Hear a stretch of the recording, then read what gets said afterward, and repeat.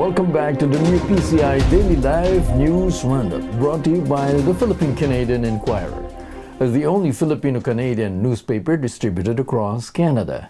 I'm Manny Noel Abuel. Thank you for joining us. We have the latest news development. In the news, Putin to Trump. He will quickly grasp. President Vladimir Putin called U.S. President-elect Donald Trump intelligent in an interview last Sunday and predicted he would quickly grasp his new level of responsibility and act accordingly. The Russian strongman said, and I quote, "Since he managed to achieve success in business, that shows he's a clever person." The two men agreed in their first phone call in November to normalize the Russia-U.S. relations. Putin said last Thursday that he's ready to work with Trump's administration once the president-elect takes office in January. During the U.S. election campaign, Putin praised him for appealing effectively to disenchanted American electors. In October, Putin said, and I quote, "He represents the views of a significant part of society in the United States that is tired of those elites who have been in power for decades." End of quote. Robredo stepping down from Duterte's cabinet. Vice President Leni Robredo will resign from her position as the chairperson of Housing and Urban Development Coordinating Council, or HUDCC. Her Facebook account said she will tender her resignation on Monday.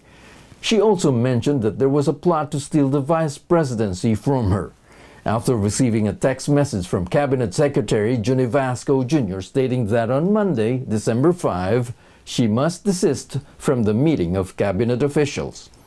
In so doing, Robredo decided to tender her resignation effective immediately.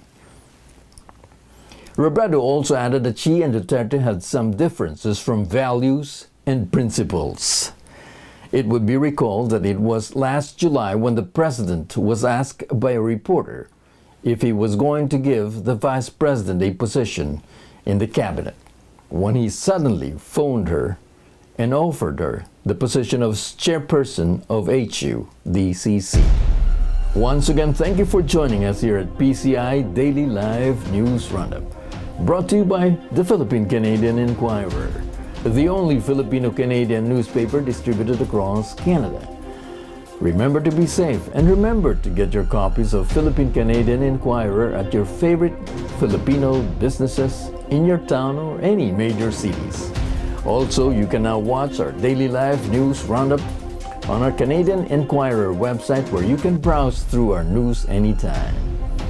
And that's all for now from well-known media center right here in downtown Vancouver. Together with our Philippine news crew, Debbie Mangabat, our news editor, and Gino Alcantara, our graphics, design artist, and video editor. I'm Manny Noel Abuel. Have a great week, everyone. Goodbye for now, and see you later.